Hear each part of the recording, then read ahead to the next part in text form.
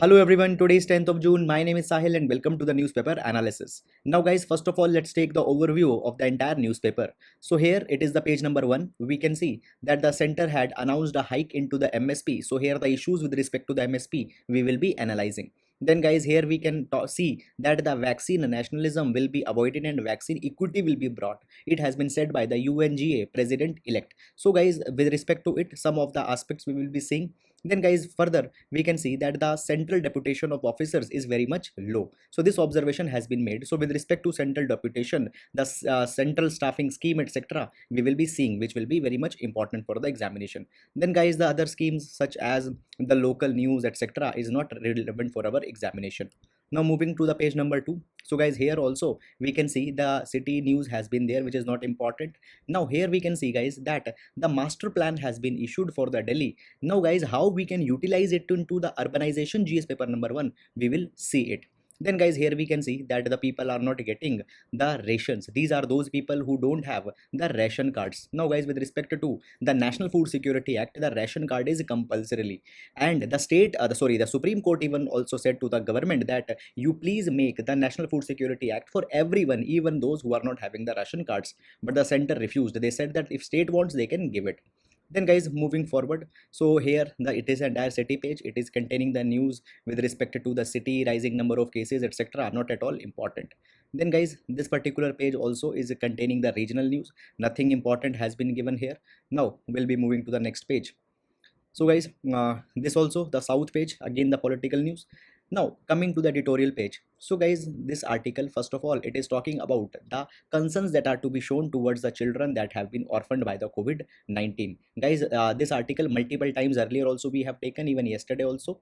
Then guys, this article, it is talking about the weakening democracy, that how the ruling government is intimidating the state government. Guys, a politically inclined article, not at all important, please ignore it. Then this article is talking about the digital justice delivery, a good article, we will see this. Then guys, this article talks about the global minimum corporate tax, we will see this thing, good article. Then guys, here we can see that it is talking about a new app, that is the Clubhouse. It is talking what are the features, etc., not at all important. Then guys, this article talks about the South Asia's healthcare burden and what it can learn from the Southeast Asia, we will see this, a good article. Now guys, this article is not containing any substance. It is just talking that how into the Delhi an order was passed where the Malayalam, with the nurses who were speaking the Malayalam, they were said that some strict action will be taken.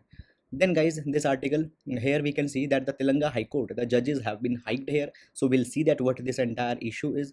Then guys, new election commissioner has been appointed, we will see this thing. Then guys, the same news that we have already covered onto the page number 1. Then guys, here we can see same, the UNGA president elect news has been carried. Then guys, the other news are the political news, not at all important.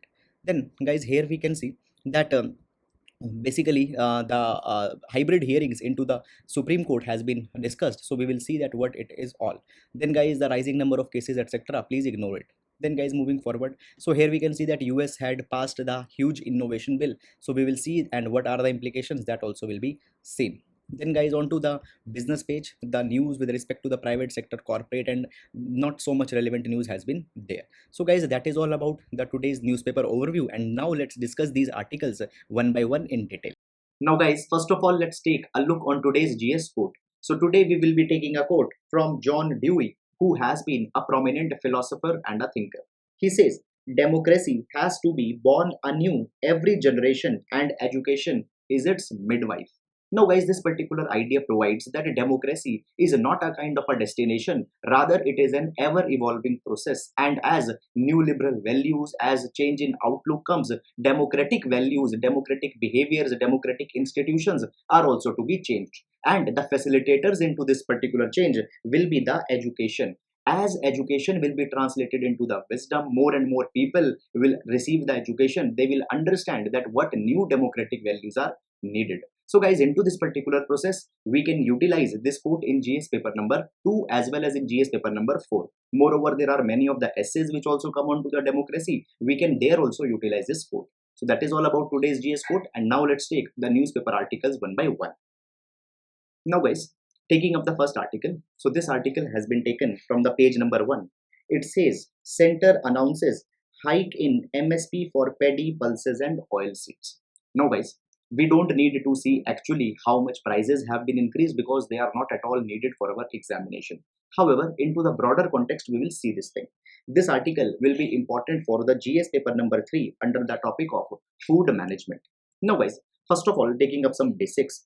Now when we talk about the MSP, it is announced as the state's objective of welfareism. Now guys, under the welfareism, the state intends to bring the well-being of the sections of society.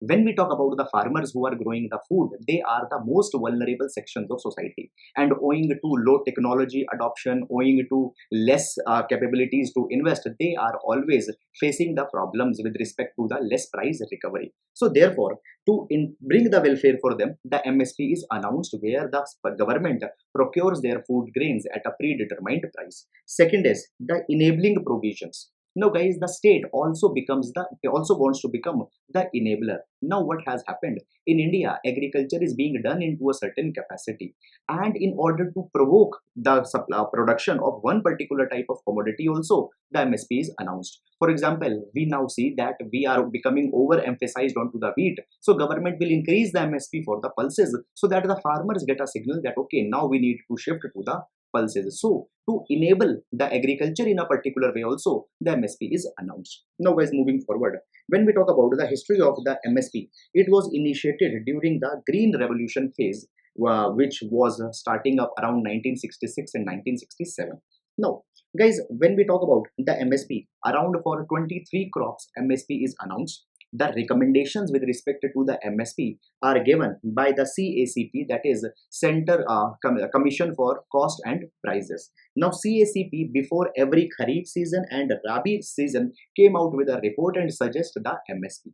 Now guys, on to the basis of this committee's recommendation, actual decision is taken by the center, and guys, within center also there is a particular cabinet committee on economic affairs. So it actually takes up the final decision and announces the MSP. Now guys, when the MSP is calculated, there's the cost of the production is also to be seen. Now behind the cost of production, there are three things. See, first of all, there is the concept of A2. A2 means that how much money has actually been spent by the farmer on growing of a crop. The money he spent for procuring the seeds, the money he spent for fertilizers and all such kind of inputs. So that is the A2. Then comes the A2 plus FL. So A2 plus FL is a kind of a more comprehensive measure. It includes the money that you have spent as well as the labor which you have done onto your farm. That will also be accounted here. So A2 plus FL. Then guys, the third comes is the C2. Now the C2 is more comprehensive. It includes the A2 plus FL, which we have seen already, but it also includes the cost of interest which have been foregone. Now see, as a farmer is growing the crop onto the land, that land also has a particular value which can be calculated into the rent. Now the rent of the land has not been included in either of them. So into the C2, the rent of the land is included. Then guys, there are many of the opportunity cost also which are associated, so they are also included into the C2. So C2 is much more comprehensive. Now guys, coming back to our MSP, so when the government is announcing the MSP, it accounts the A2 plus FL, and this A2 plus FL is also called as the cost of production. Now how government accounts for this? Government simply takes in consideration the A2 plus FL. For example, a particular farmer A, fine, he is incurring the cost as well as labor, for example 100 rupees per kg. Now the government will say that 50% over this 100 rupees is the MSP. Clear? For example, 50% over 100 is equal to 150. Sometimes government say that okay, 80% over the cost of production, that is the A2 plus FL. Sometimes it could be doubled also, but it stays around 50 to 80% band. Now guys, there is one more issue that comes here. There are many of the people, the farmers, who are protesting that the MSP should not be announced onto this A2 plus FL, rather it should be announced onto the C2 concept. Moreover, it has been said that not only the 50% increment or 80% increment needs to be there needs to be at least 200 or 250% of increment. Then only the agriculture will be more of a profit, will be giving more of a profit to the farmer. Now guys, if we see the hike into the MSP which has been done, we can see that a minimal hike has been there. You can see into the prices, and guys, when we consider that over the A2 plus FL, how much it has been increased. So 50% for paddy, 85% for bajra, 50% for ragi. You don't need to keep these numbers into your mind. But guys, a kind of a thing is coming right now that, see, we have seen that the growth or the GDP growth is struck to 7.3%. Is it clear? Now guys, into the last year as well as this year, it is being expected that the agriculture will be the only sector which will be seeing the positive growth rate. Is it clear? So agriculture is the savior into this crisis. Now guys, it is being said that the MSP should have enhanced even more, so that more money is going into the hand of a farmer. Now the 60% of the people in India are nearly, they are the farmers. If they will receive more money into the name of the MSP, they will spend that money into the market. They will give the enhanced aggregate demand, and that particular thing can bring back the economy from the shock that it has seen. So guys, that is could be one implication of this particular aspect. So that is all about this particular article, and now we'll be moving to the next article.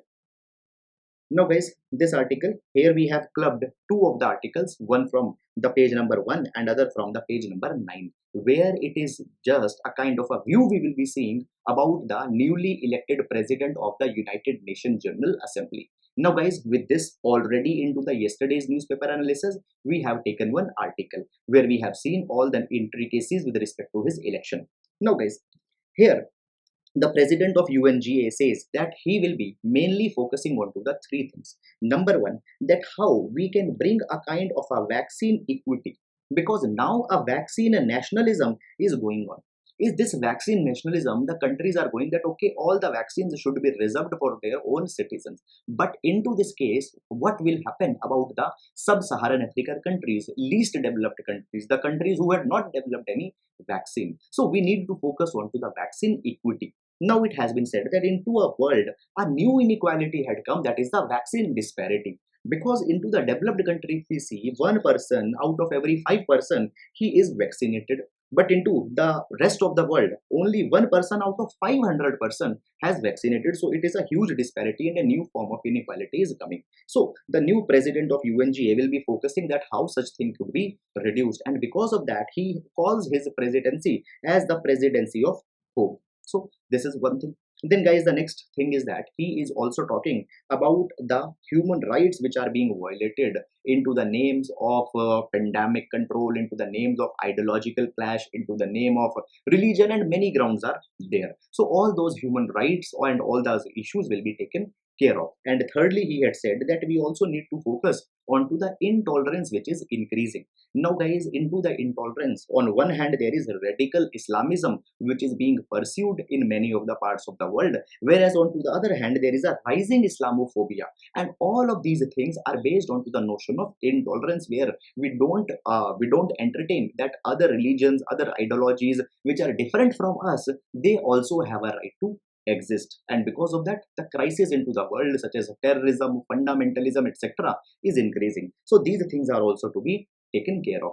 So guys, now we see this particular thing, that the new president of the UNGA, which has been elected from Maldives, he also happens to be the foreign minister of Maldives, how he will be able to balance these priorities at the global level as well as his responsibilities at the national level, because I had told you he is a foreign minister.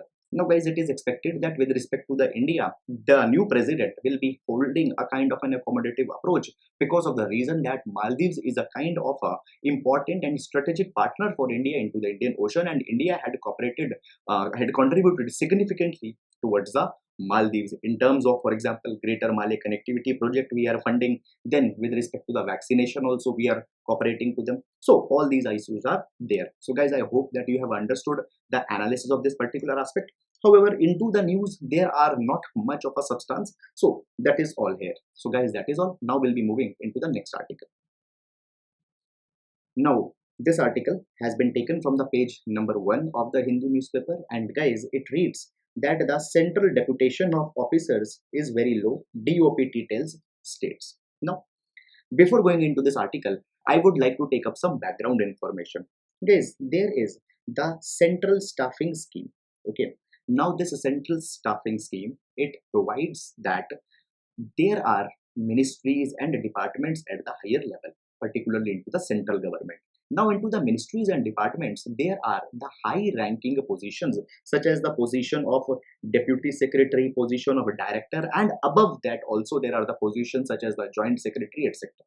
Now these positions are actually to be filled by the officials drawn from the All India services as well as other officers into the various capacity working under the government. Majorly All India service officers are drawn here most of the times. Now it has been provided that guys, the state under the central staffing scheme has been mandated that they need to maintain a deputation reserve. Fine. Initially, the officers are working under the state cadre. Then after some time, they are to be sent to the central government under a deputation, and there they will be serving onto these particular posts. But now it has been seen that the state governments, they are not allocating the officers, IS officers, IPS officers, so that they can serve here. So therefore, now the DOPT had said that if they will not be allocating the officers, then into the upcoming cadre review proposals, this particular thing will be having an implication. So immediately they should relieve the officers for the central deputation. Moreover, at the same time guys, some other instructions have also been given by the DOPT. DOPT says that make sure that the officers that the state government is sending needs to be above 54 years so that they can have a meaningful tenure. Then it has been said that they should not be on the verge of promotion. Why? Because guys, under the rules of the central staffing scheme, it has been provided that if any officer have been promoted, that he can repatriate back from the central deputation into the state or into his own cadre so that he can avail the benefits of the promotion. So many a times deliberately the state government are sending those officers who are onto the verge of promotion. They work for 5-6 months into the central deputation and then they come back. It impacts the productivity. Then it has been said that only those officers are needed to be sent who are having a willingness that they will be serving for the full tenure. Now here I want to emphasize two things here guys, that before sending an officer to the central deputation, the state government's concurrence as well as the person's concurrence is very much needed.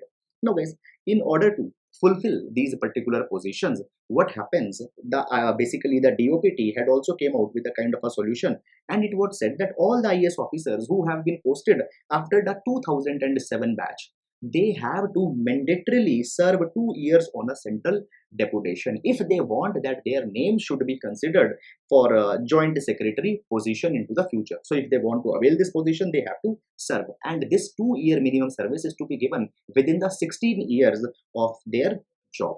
Fine. So guys, these are some of the things. Now when we talk about the role of the bureaucrats or the civil services into the India, they actually perform the role in dual capacity. Number one, they are the permanent executive and they are implementing the policies which have been passed. Fine. As well as into the other capacity, they also are the ones who are formulating the policies. They are coming out with the schemes, and into that role, then that particular role they perform when they are into the central deputation. They are attached with the different ministries, different departments. So guys, both the roles are to be balanced. So into this particular capacity, the states need to take more of an accommodative and more of a long-term approach. So that is all guys about this particular article. I hope you have understood it, and now we'll be moving to the next article. Now guys, this article has been taken from the city page. Now you don't need to go into the intricacies of this particular article, as it is talking about the 2041 master plan of the Delhi. Clear? Now as it is a Delhi specific, you don't need to bother too much, because guys, if you are having some other addition, there might not even be this particular article. But here are some good points that we can take for our journal studies under the GS paper number 1 under the topic of urbanization. See, urbanization has been called as a problem in India. Why? Because the city spaces, they are cramped, there are no basic utilities, there is basically the social life as well as political cultural life is completely missing. So because of these problems, urbanization is a negative phenomena in India. Now in order to address the urbanization, different cities are coming for their redevelopment plan, and they are issued as a master plan. So master plan of Delhi is there, master plan for the Mumbai will also be there, master plan for Chennai will also be there. Now guys, a question might come that what are the solutions for urbanizations? Now into that, the important points which have been raised into this master plan, we can put for all the cities. The solution will be generic, it will be same. So let's see that what are the important things which have been announced here. So guys, number one, it has been said that the master plan will be focusing on to the green blue infrastructure. Now, green infrastructure pertains to the environment, green cover, trees, afforestation, etc. And blue infrastructure pertains to the infrastructure with respect to the water. So guys, most of the cities, they are having some water component and some green component. Now, both of them are to be enrobed into the economy into such a way that they are not being exploited, rather they are supporting the economy. For example, we can promote the idea of green growth. With respect to the blue economy, many of the resources we can raise into the water bodies such as fishing, recreational activities, etc. But that thing will only be there when the basic infrastructure is there, so that the trees are not being cut, water is not being polluted. So green plus blue economy is that we will recognize that both the trees, forest are our asset, as well as the water is also our asset. For their redevelopment, for the basic infrastructure that is needed for them, the focus will be made. So guys, this would be one point that you can provide if you are writing the solutions for the urbanization, that focus should be given onto the green blue infrastructure, because it will bring the sustainability. Then guys, it has been said that the focus will be given onto the rehabilitation of those living into the slums and such kind of cluster. Now guys, it is a social responsibility of a state. So rehabilitation, redevelopment, and kind of a regularization of colonies into sustainable habitats should be made as a part of sustainable urbanization. Then guys, it has been said that basically the new form of workplaces are now emerging. Now workplaces such as the co-working space, now guys, big warehouses are needed, because the countries such as Flipkart, Amazon, they had become a mainstream phenomena. So for them, the warehouses are needed. So a kind of a specific section into the city will be allocated, which will be having the different kind of workspace. So warehouses, co-working space. Now guys, the co-working space is a kind of a new phenomena which have come with the startup culture.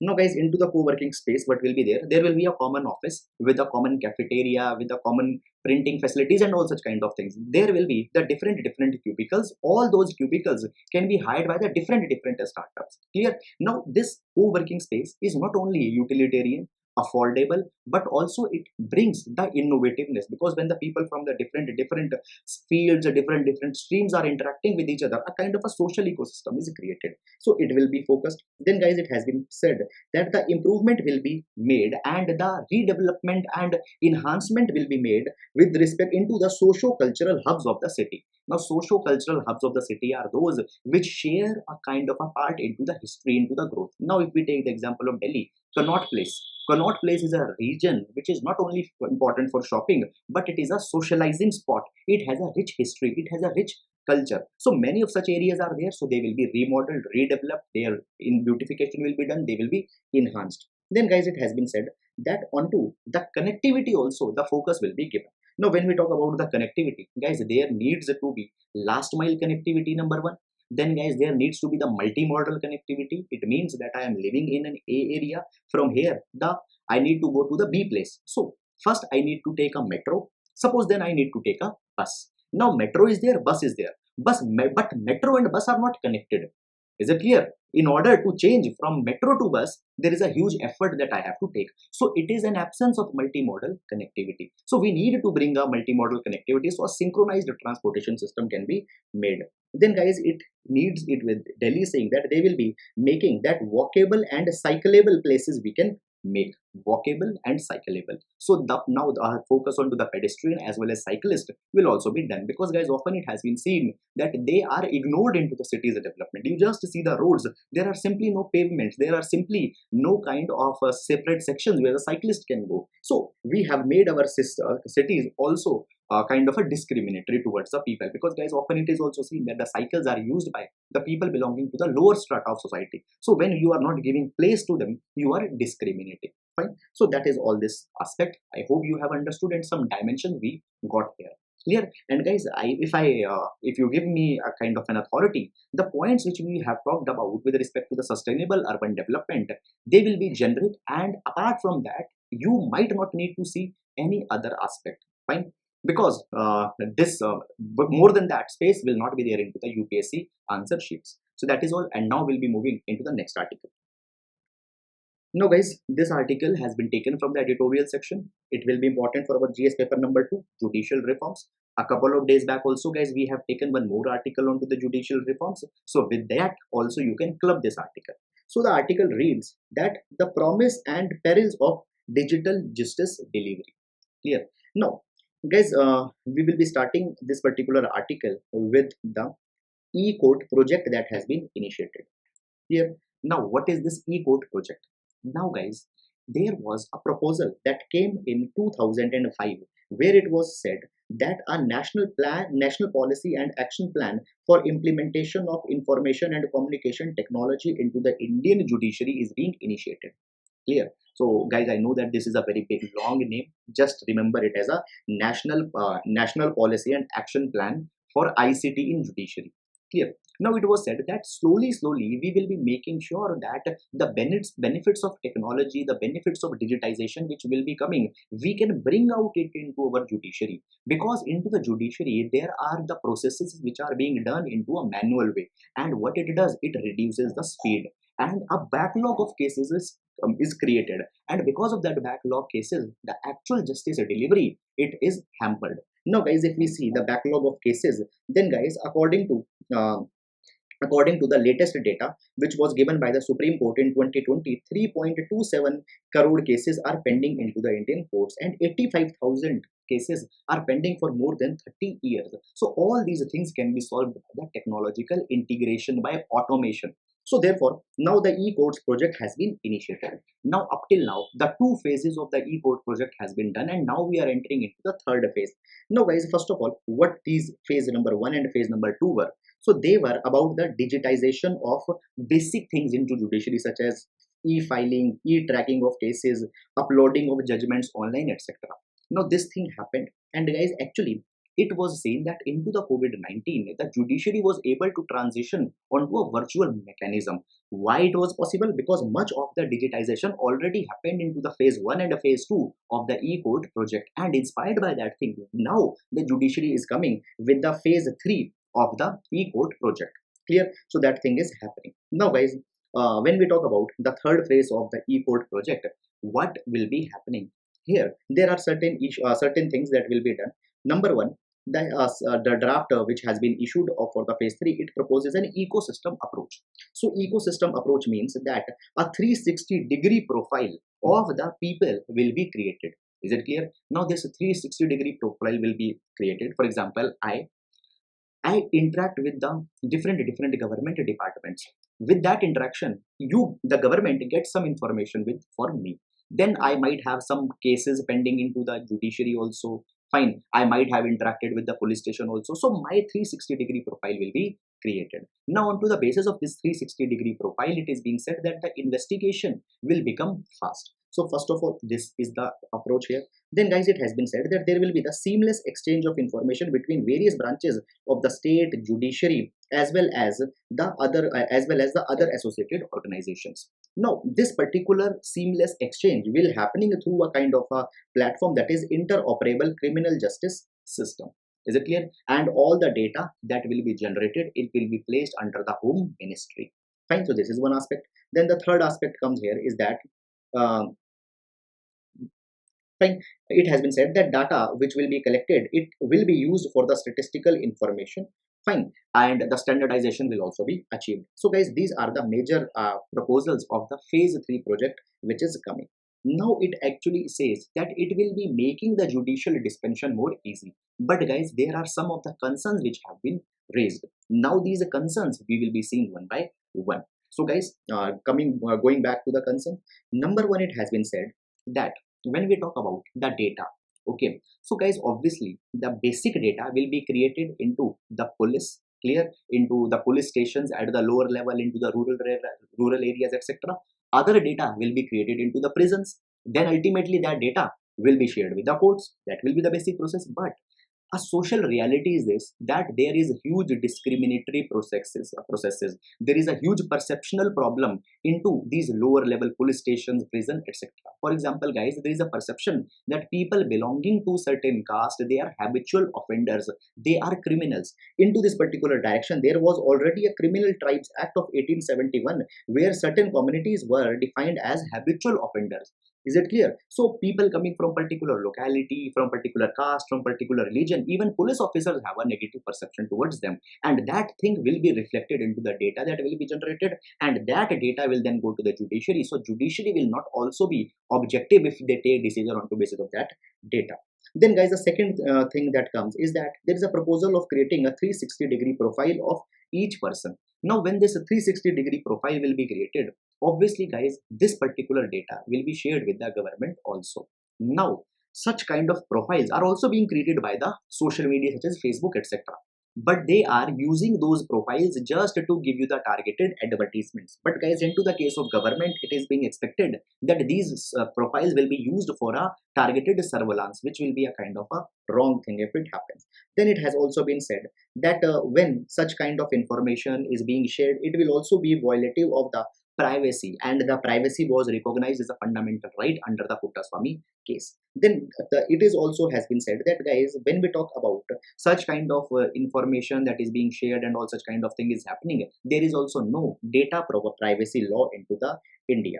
Is it clear? So therefore certain problems will also be there, and guys, the most thing is the involvement into the home ministry. Now see, it has been said that as this particular draft has been issued, there is still an opportunity that this ecosystem approach could be abandoned. Moreover guys, it has also been said that the technology is good thing, it should be adopted, but more consultation and deliberation also needed to be carried on to this phase 3 of e-court project. Fine. Now guys, we have made all the information that we have shared here into this particular PDF, which you might be seeing onto the screen, and as I said, you can download it from our Telegram channel. So that is all, and now we'll be moving to the next article. Now guys, this article has been taken from the Hindu newspaper, and basically this type of issue also we discussed few days back. Now guys, what had happened? The G7, that is the group of 7, they have taken an important decision with respect to the taxation of corporates. Is it clear? Now let's take this issue from the very start. Guys, first of all, according to the OECD, that is the Organization of Economic and Cooperation and Development, it has been said that every year we are losing approximately $240 billion because of the tax avoidance that is being done. What happens? The corporates, they don't establish their major operations into some mainstream country. Rather, they go to a country where the tax rates are very much low. Either they are 0% or they are 1 to 2%. And because of that, they are saving a large number of money into the taxes. So this is a kind of a tax avoidance that is being done. Countries are losing this revenue. Now guys, at the same time, pandemic is there. And according to the pandemic, it has been said that the world economy has shrank by 3.5%. And now the governments are in need of money. If we can bring this particular money, which is being lost every year because of the tax manipulation, it can help into the pandemic rebound. So guys, what has happened? It has been said that around the world, the OECD, G20 countries, G7 countries, all of them are concerned that how this issue can be tackled. Now guys, as the digitalization of economy is happening, because of that also, this thing will become even more possible. The digital goods are there, digital services are being delivered. So actually there is no need of maintaining a kind of a physical operation in the mainstream country. You can easily shift all these things. Fine. So it has been said that now the G7 had first of all taken a decision that they will be coming out with a global minimum tax at the rate of 15%. Is it clear? Further, the right to tax back has also been talked here. It has been said that we all will be keeping a uniform rate, minimum 15%. And if a company has established their operations into some other country, and there suppose if they are just charging 5%, so we have a right that additional 10% which has been left, we can tax into our country. Such a proposal has been given by the G7. Now guys, on to the same lines of G7, OECD as well as the G20 are also preparing the inclusive framework onto the BEPS, that is the base erosion profit sharing, and they also want to come out with such kind of a minimum corporate tax. Now with respect to the India, guys, India is also losing every year $10 billion because of these tax manipulations which are being done by the corporates. Particularly guys, the companies of India, they are establishing their kind of operations into Mauritius and other kind of tax havens. So India can also gain out of this particular thing. But at the same time guys, a thing is coming. G7 had taken a decision, then G20, OECD will also be taking a decision, and might be all the multilateral organizations of the world will be going forward with this minimum global corporate tax. But then only thing which will remain to attract the corporates or the MNCs from the world is your ecosystem. India also needs to improve the ecosystem. Fine, India needs to improve the ease of doing business, because now companies are simply going by seeing the tax rate. Then that anomaly will go. Clear? So that is all, guys, about this particular article. I hope you have understood it. It will be important under the GS paper number 3, taxation. So that is all. Now we'll be moving to the next article. Now, guys, this article talks about the South Asia's healthcare burden. Fine. Now, guys, when we talk about the South Asia, we see that the countries here had not performed relatively very good onto the pandemic. Fine. And the second wave had devastated. Particularly the countries such as the Bangladesh, Pakistan, India, they have not been performed very good. There are the many reasons. Fine. There are the super spreaders which had spreaded the COVID-19. Then there is the fragile health infrastructure which has been neglected for so many of the years, and it has shown that how the countries are so much vulnerable. Particularly, guys, one country, Bhutan, had performed very much well, but other South Asian countries had not performed very much well. Two reasons have been given. Reason number one, that the health budget have been very much less. For example, guys, just over 1% of India's GDP we are spending over the health. Even into the institution, the availability of nurses, availability of doctor is also very much less. For example, India has just half a bed, 0.5 bed for every 1000 people. Is it clear? We are having just 0.08 doctors per 1000 people. Even the same kind of ratio is there into the other countries also, that is the Bangladesh and Pakistan. For Bangladesh, there are 0.8 beds per patient. In Pakistan, it is 0.6. So, equal level. Guys, it is shown that into the South Asian countries such as these three, the priority even now is not the health. For example, what had happened? Guys, the military spending into the Pakistan has been increased even into the pandemic by 12%. Is it clear? Even government of India says that we have increased the health budget, but it is not very much substantial. So priorities are to be stated right. So here it has been said that we can learn from the Southeast Asia, that how Southeast Asia had done prior investment into the health infrastructure and they had saved themselves. And guys, even the entire world is saying that the Southeast Asia had performed better. So South Asia needs to learn from the Southeast Asia. This message has been given here. So what we can learn? It has been said that we need to learn that how the Vietnam's preventive measures had helped them. Now Vietnam also always focuses on to the preventive health and they invest into the disease surveillance, emergency response mechanism. Then the countries like Laos and Cambodia, they have constantly made efforts to improve their health ecosystem. Clear? So guys, into this particular thing, the South Asian countries need to focus that how pro-poor response can be developed, how out-of-pocket expenditures can be reduced. So guys, this is the entire idea which have been given into this particular article. Fine. So we can just include it into the suggestions with respect to the health. One dimension that the South Asian countries can learn from the Southeast Asia's success also, it could be quoted here. So that is all about this article, and now we'll be moving to the next article. Now guys, here we can see that the new election commissioner of India, that is Mr. Anup Chandra Pandey, he had been appointed. He is an IAS officer. Now friends, he was to be appointed as election commissioner because a vacancy was created when the earlier election commissioner, that is Mr. Sushil Chandra, he was elevated to the post of chief election commissioner. So he became the CAC, so therefore one position was vacant and that has been now given to Mr. Anup Chandra Pandey. Now, when we talk about, guys, the appointment and tenure of election commissioners, chief election commissioners, there are certain provisions that we can see. Number one, it has been provided that the tenure of 6 years or up to 65 years, whichever is earlier, will be given to the chief election commissioner and election commissioner. They enjoy the same status, they have the same salary, same perks, fine, and they are equivalent to the judge of the Supreme Court. Fine. Further, guys, both of them, CEC as well EC, they can resign anytime, even before the expiry of their term.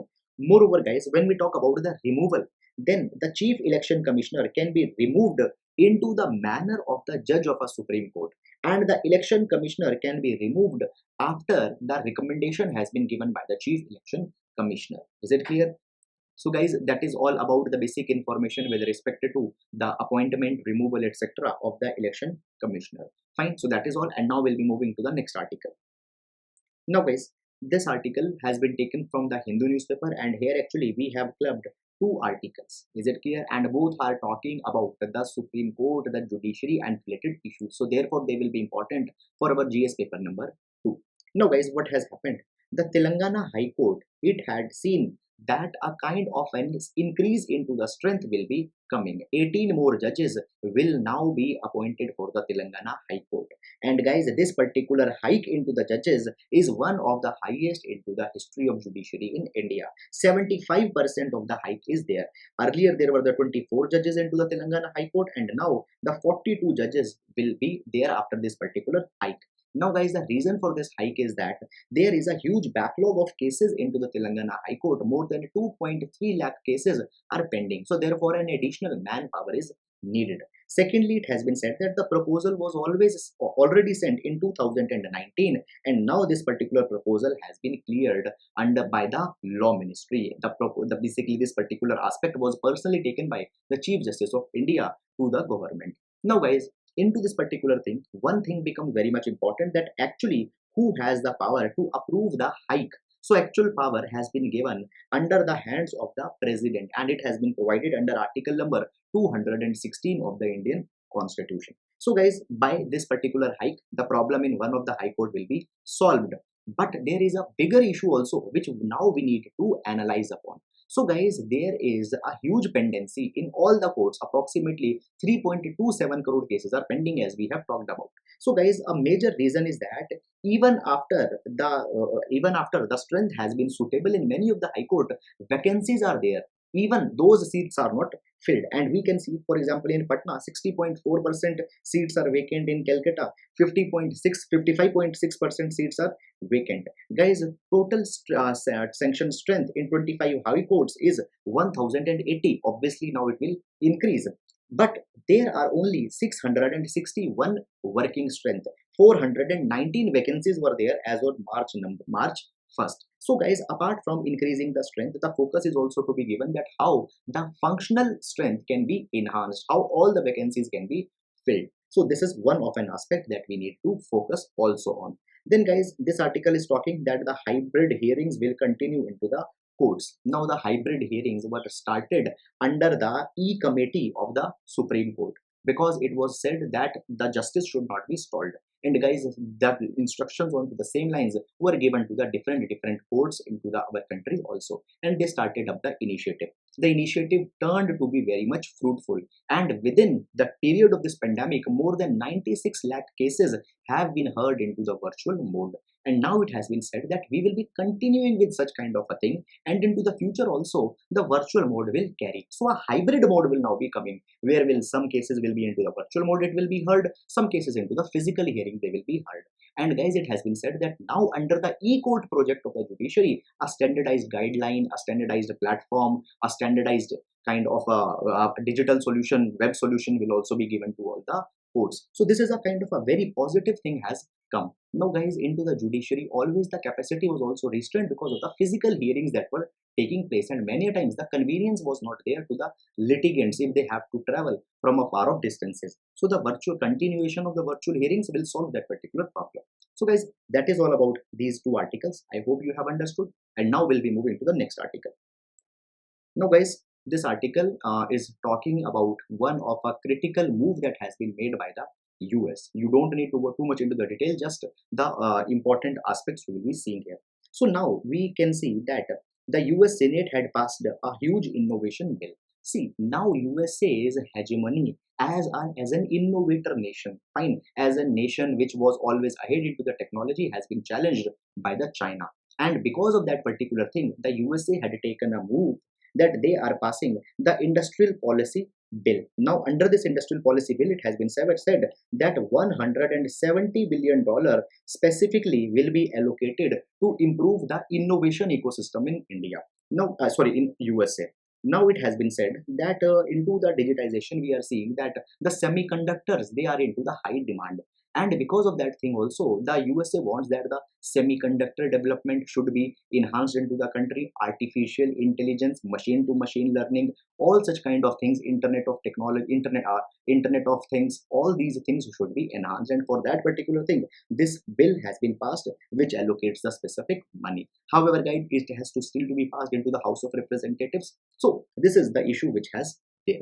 Clear? Now, guys, the question comes is that whether India is also thinking on the same lines. So the analysis part is that inspired by the USA's move, we also need to come out with such kind of an innovation policy, because China is also an intimidating nation for India. Clear? So, guys, that is all about this particular article. Nothing much apart from this. So, guys, this is all about today's newspaper analysis. Guys, I believe that this initiative is turning to be fruitful for you, and it is helping you into your preparation in forming the kind of a rich content. So that is all. Thank you so much.